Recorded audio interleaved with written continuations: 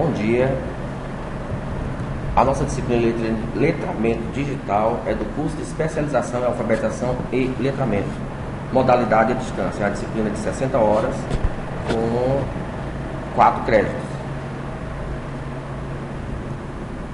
Alfabetização e letramento, inclusão digital e ensino.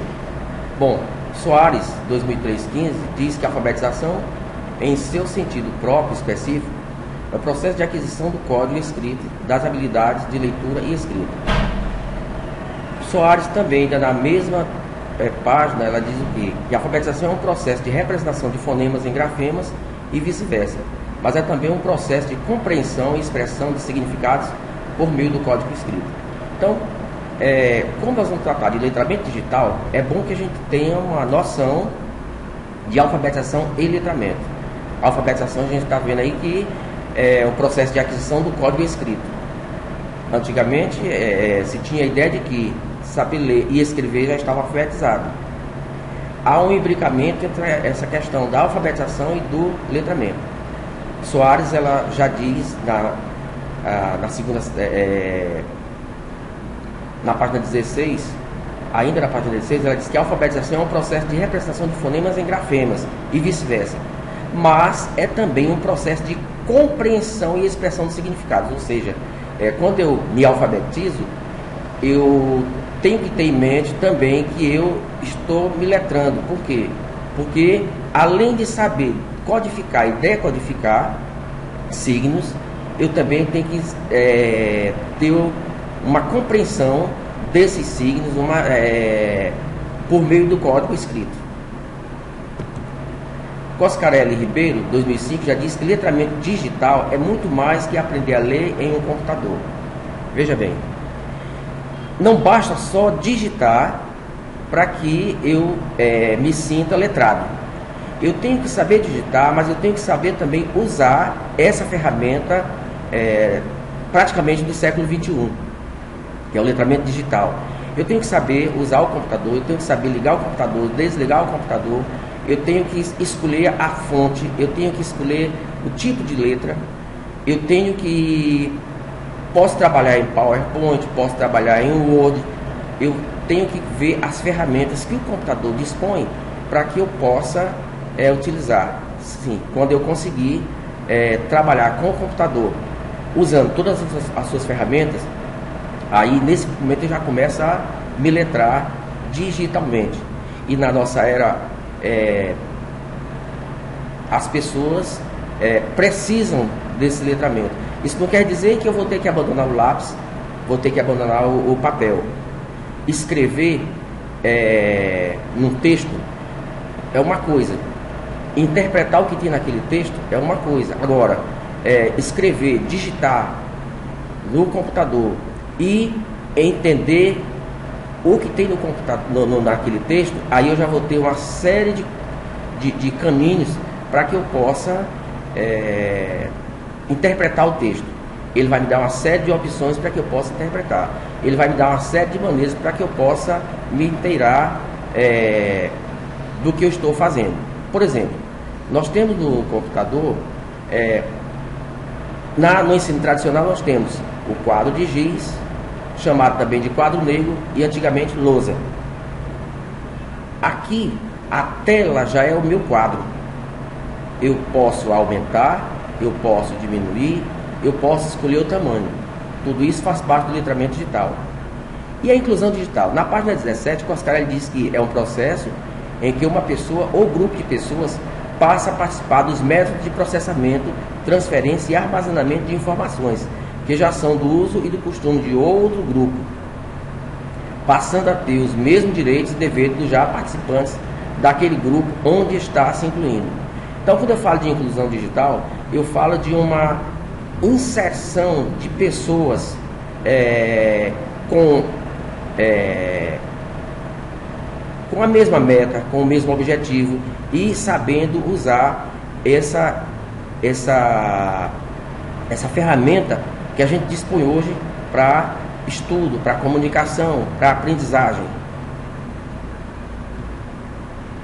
E aí nós temos o letramento digital. O que é que vem a ser o letramento digital? David Barton, em 1998, afirma que o letramento é uma prática cultural, sócio e historicamente estabelecida que permite ao indivíduo apoderar-se das suas vantagens e assim participar efetivamente e decidir como cidadão do seu tempo os destinos da comunidade a qual pertence e as tradições, hábitos e costumes com as quais se identifica.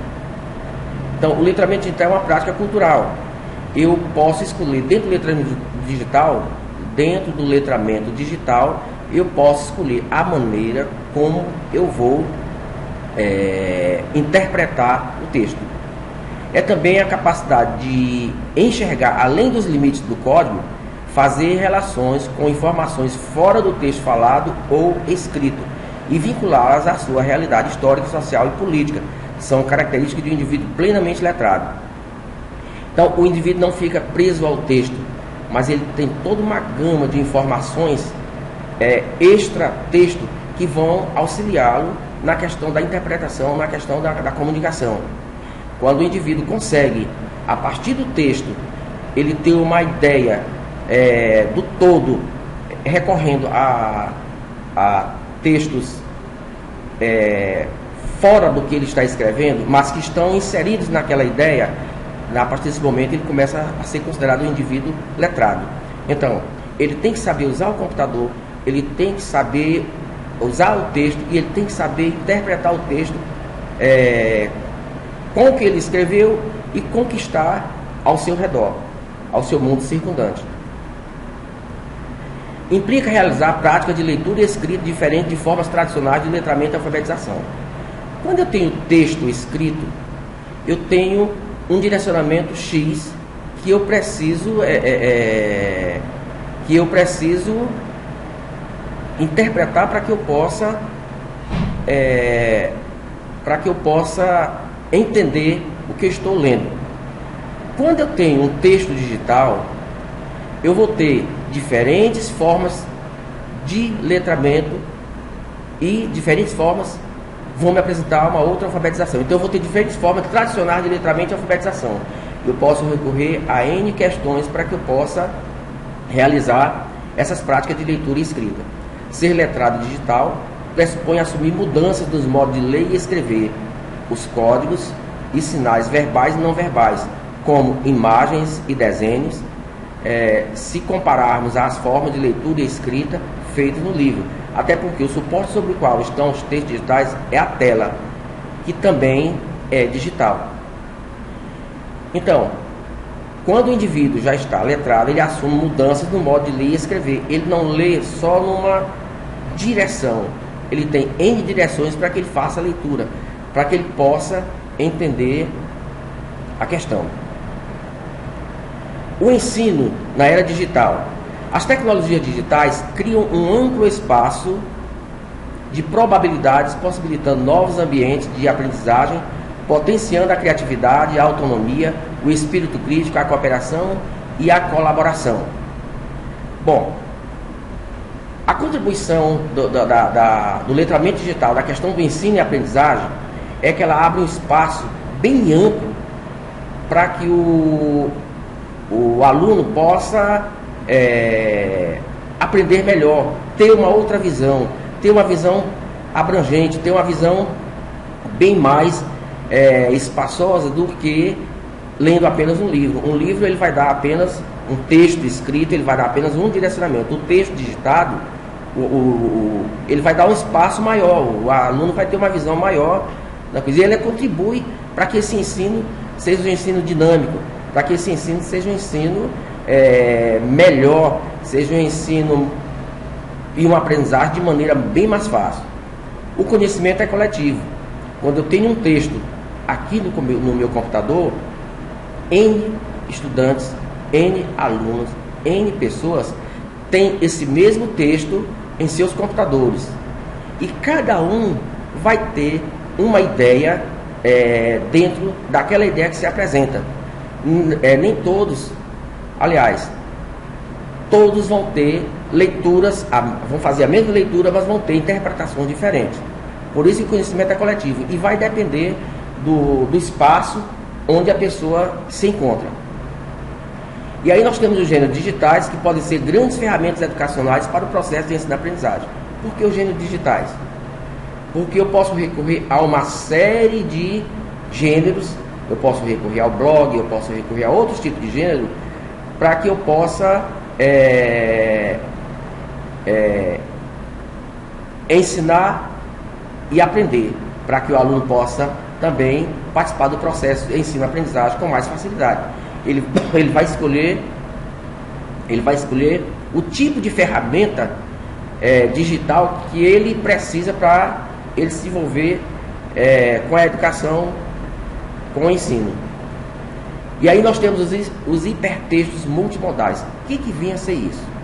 O hipertexto é o texto multidimensional, considerando-se o texto impresso como uma estrutura unidimensional. Está escrito em Gomes, 2010, na página 23.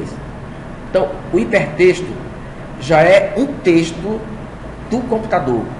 Quando ele diz que o hipertexto é um texto multidimensional, é que ele dá o quê? Várias dimensões, ele dá várias saídas para que eu possa interpretar. Por isso que ele é hiper. Ele tem uma série de situações, de condições que o aluno pode dispor para que ele possa aprender. Ele não só tem uma dimensão, ele tem várias dimensões. Então, o hipertexto designa uma coleção de documentos como links ou hiperlinks que auxiliam o leitor a ir de um texto escrito ou imagem a outro em um movimento autogerenciado. Nós encontramos isso em Paiva, 2006, citado por Gomes, 2010, na página 43. Quando eu abro um link, eu vou ter um texto X, uma ideia X, uma representação X. Quando eu abro um outro link, eu vou ter esse mesmo texto com uma outra roupagem. Se eu abrir um hiperlink, então eu vou ter N situações para que eu possa ler o texto com mais comodidade. Por isso que a gente fala que os textos multimodais, os textos que têm muitas interpretações, saídas para um mesmo texto escrito. A multimodalidade leva em consideração os diferentes modos de representação. Eu tenho uma imagem, eu tenho a música, eu tenho gestos, sons, além dos elementos lexicais nas análises de textos. Veja bem, quando eu tenho uma imagem, aquela imagem, ela se apresenta para mim de uma maneira, mas alguém que está também conectado e que está vendo aquela imagem, ele pode ter uma outra interpretação, ele pode ter uma outra representação daquela imagem. A música, o que ela passa, digamos, a emoção que ela passa para mim não é a mesma coisa que ela passa para um outro leitor, para um outro ouvinte. Muitas vezes a letra da música e a melodia em si, eles me transmitem um estado de espírito relaxante, bom, agradável. Enquanto que para outras pessoas essa música pode não significar nada ou significar muito mais do que o que do que ela representa para mim. Assim também são gestos. O Brasil possui maneiras de se gesticular que para o norte significa uma coisa, para o nordeste outra, para o sudeste outra, para o sul outra. E às vezes tem um tipo de gesto que ele é universal em termos de Brasil. Os sons, eles chegam por exemplo, aos nossos ouvidos com uma análise, eles chegam com uma interpretação X daquilo que nós entendemos. Esse som já pode para outra pessoa significar uma coisa diferente. Então, eu ouço um barulho estranho, um ruído, para mim ele vai significar uma coisa, mas alguém que ouve em outro lugar, para ele já vai significar outra coisa. Além dos elementos lexicais nas análises dos textos. Gomes 2010, 96, diz que a tendência para uma análise multimodal gira em torno de dois aspectos: a descentralização da linguagem, como favorecedora da construção de sentido. Então, no momento em que eu faço uma análise multimodal, eu descentralizo a linguagem, que vai me ajudar na construção de outro sentido. E a outra questão é um novo olhar sobre os cada vez mais tênues limites entre os papéis da linguagem, da imagem, do suporte, do layout, do desenho, do documento e assim por diante. Então, quando eu faço uma análise multimodal, eu posso descentralizar a linguagem e construir um outro sentido, como eu posso também ter uma nova imagem, vendo a questão dos papéis da linguagem, do suporte, do layout, do desenho, da maneira como eu vou representá-los. Hipertexto e gêneros digitais. Na visão de Markowski, 2001-83, hipertexto consiste numa rede de múltiplos segmentos textuais conectados, mas não necessariamente por ligações lineares. Então, como já foi mostrado, o hipertexto ele tem uma série de caminhos para que eu possa interpretar o texto. Eu não tenho nada linear, ou seja, eu não tenho a mesma representação em todos os momentos. Eu posso, no texto, eu tenho o quê? Várias interpretações dependendo de como eu estou me portando diante do texto. Bom, características como emaranhado de nós. O que são nós? São hiperlinks, que podem ser acionados aleatoriamente, visto que são blocos de informações ou acessos a textos, páginas, arquivos independentes entre si. E os gêneros digitais? Trata-se da diversidade de textos encontrados em diversos ambientes de discursos na sociedade. Bom, principalmente nos nossos dias, a gente observa a juventude mudando a maneira de se comunicar, criando novas comunicações, isso dentro dos gêneros digitais. Vários fatores socioculturais auxiliam na identificação dos gêneros, bem como na definição do gênero a ser usado no momento mais adequado à atuação. Então, nós temos esse gênero, ele está contido na oralidade, na escrita ou nos gestos. E aí nós temos o e-mail. O e-mail é a antiga carta. Antigamente se fazia cartas para se comunicar, para poder dar informações de um estado a outro, de uma cidade a outra, de um país a outro. E as pessoas, às vezes, quando não sabiam fazer ou redigir essas cartas, elas pagavam uma pessoa para que as cartas fossem redigidas e depois enviadas via correios. Hoje, essas cartas foram substituídas pelos e-mails. Hoje não se manda mais uma carta, mas a gente manda um e-mail. Quer dizer, é um gênero textual que hoje passou a ser um gênero digital. Os e-mails. Scrap. São recados. Bilhetinho utilizado no Orkut. Aqueles bilhetinhos que antigamente nas escolas eles passavam de carteira, de aluno para aluno, para se dar um recadinho sem que atrapalhasse a aula do professor. Era um scrap. Esses bilhetes passaram a ser utilizados no Orkut, que também já não está mais muito utilizado. Mas, durante muito tempo, e já na era da informática, esses bilhetes passaram a circular nos Orkut. Criaram-se os blogs, que são os blogs, colunas de opinião. Os blogs funcionam como colunas que antigamente funcionavam nos jornais impressos, em que as pessoas mandavam comentários, mandavam críticas, mandavam sugestões, né? Publicavam nos jornais. Hoje, essas sugestões, essas opiniões, esse trabalho é feito nos blogs. Existem também os fóruns de discussão. São fóruns criados para que você possa discutir um assunto, para que você possa debater um assunto, para que você possa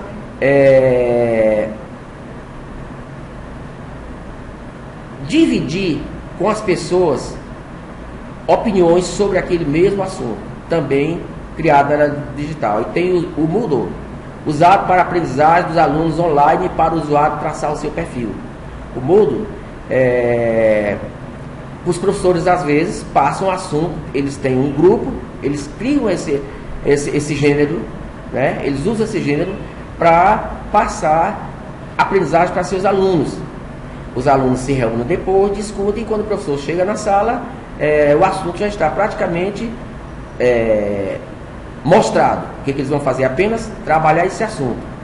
Também é uma espécie de currículo vitae. Os alunos podem traçar o seu perfil no Moodle. Depois tem um chat. Chat é uma sessão de bate-papo. Antigamente, as pessoas usavam o telefone para fazer um bate-papo. Era somente entre duas pessoas, claro.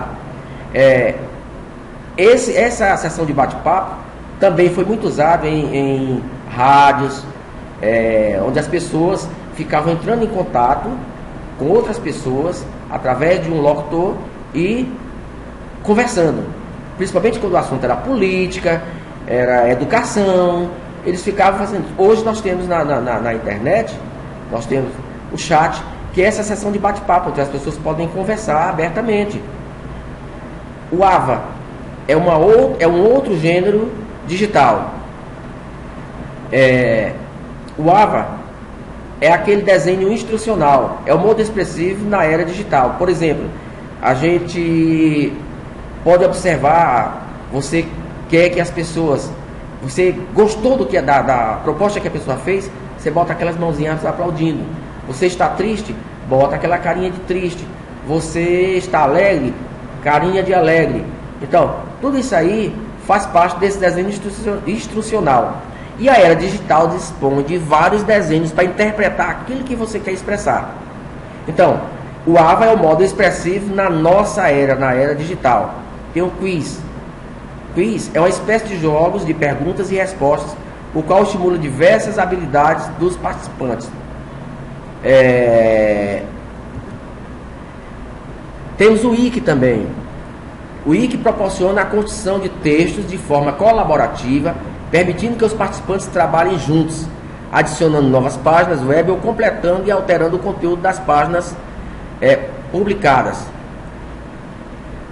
É o tipo de texto em que todo mundo pode participar em grupo.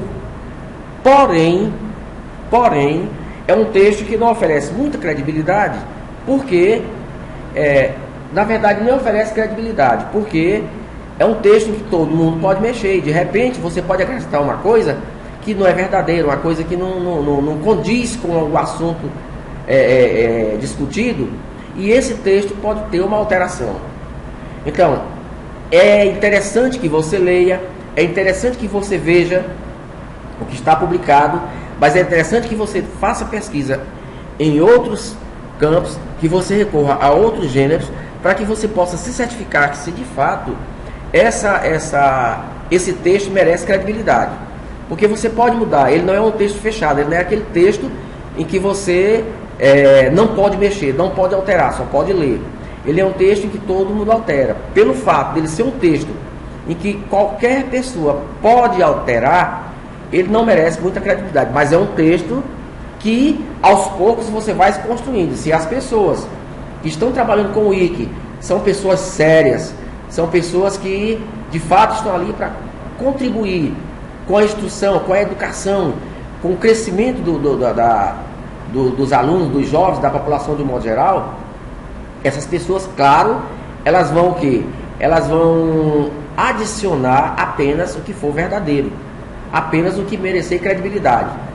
Como nós não sabemos quem são as pessoas que estão alterando esse assunto, nós jamais poderemos, na verdade, nós não devemos confiar.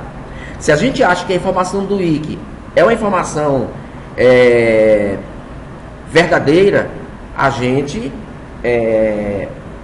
pode aceitar. Se a gente acha que não, melhor é fazer uma pesquisa e observar, discutir aquilo que a gente acha que está certo. Então, os gêneros digitais, eles são muito importantes hoje nos nossos dias. Por quê? Porque eles dão margem e não são só esses gêneros, tem outros. Eles dão margem às pessoas de diversas maneiras se comunicarem, de diversas maneiras trabalharem juntas, de diversas maneiras discutirem o assunto, perguntar, responder, acrescentar, tirar. A pessoa que vai usar o gênero escolhido por ela é que vai saber como trabalhar. Ela pode até mudar o gênero, caso ela ache necessário que aquele outro, por exemplo, ela está num blog, de repente ela resolve usar um chat. Bom, o tipo de assunto que ela vai tratar, o blog já não satisfaz, então ela vai para o chat. Ela vai para o chat e vai tratar. Ou então ela quer ir para o Wiki, porque ela acha que no Wiki ela é uma pessoa séria. Então ela acha que no Wiki ela vai encontrar pessoas sérias também e vai ser melhor para discutir. Porque o que ela pode acrescentar de repente pode não ter uma abrangência tão grande e outra pessoa já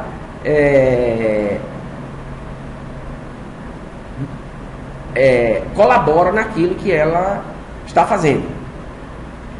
Bom, essa rede de múltiplos segmentos textuais conectadas é que vão proporcionar na nossa era, na era digital, já na segunda década do século XXI, que vão proporcionar uma melhor aprendizagem, um melhor ensino, vão proporcionar ao aluno crescer, ao aluno se desenvolver, ao aluno voar mais alto e mais longe. Nós aqui podemos trazer algo, podemos pedir um livro da Biblioteca do Porto Nacional, a Biblioteca do Porto. Nós podemos pedir um livro dos Estados Unidos, nós podemos pegar um texto do Egito, da França, podemos pegar aqui do Brasil, do Rio de Janeiro, de São Paulo.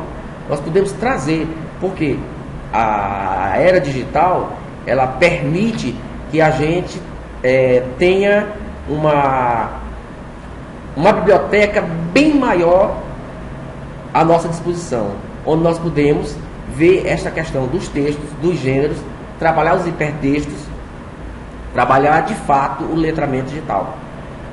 Isso é que nós falamos alfabetização e letramento digital. É você poder de fato usar todos os recursos do computador, todos os recursos da informática, de maneira fácil, de maneira clara, de maneira tranquila, poder dividir com outras pessoas esse prazer de, da sua casa, da sua escola, do seu computador, você poder brincar com o texto, trabalhar o texto, ver todas as direções que o texto pode tomar e poder dar sua opinião sobre essa questão. Esse é o assunto que nós tínhamos para falar para vocês sobre letramento digital. Obrigado.